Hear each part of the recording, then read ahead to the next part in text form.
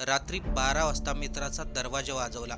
जेव्हा मित्राने दरवाजा उघडला, तेव्हा हात जोडून तो मित्राला विनंती करायला लागला.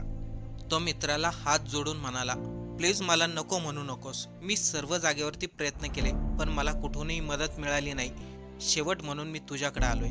मला आता 1 लाख रुपयांची अर्जंट गरज आहे." मित्राने हे ऐकलं, तो आपल्या घरात गेला. 1 लाख रुपये आणले आणि आपल्या मित्राच्या हातामध्ये दिले. तो मित्र पैसे घेऊन निघून गेला. पण ज्या मित्राने पैसे दिले होते, तो घरामध्ये गेला आणि खुर्चीवरती शांतपणे बसला. पतीला शांत पाहून पत्नी म्हणाली, "जर तुम्हाला मित्राला पैसे द्यायचेच नव्हते, तर काहीतरी कारण सांगायचं होतं. आता टेन्शन घेऊन काय फायदा?"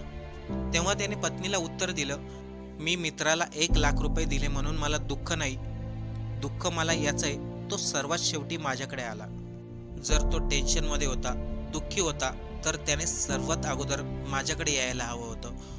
दुःखाची वेळ असो किंवा सुखाची वेळ असो, या परिस्थितीमध्ये जो सर्वात अगोदर आठवतो तोच खरा मित्र असतो. सुखाच्या क्षणी आठवण नाही केली तरी चालेल, पण दुःखाच्या क्षणी जो आठवण करेल तोच खरा मित्र." पुढे तो पत्नीला म्हणाला, "यामध्ये चुकी माझीच आहे. मी पैशामुळेच माझ्या मित्रांपासून दूर झालो. या कारणांमुळे मित्रामध्ये आणि माझ्यामध्ये दुरावा वाढत गेला आणि ते मला समजलंच नाही.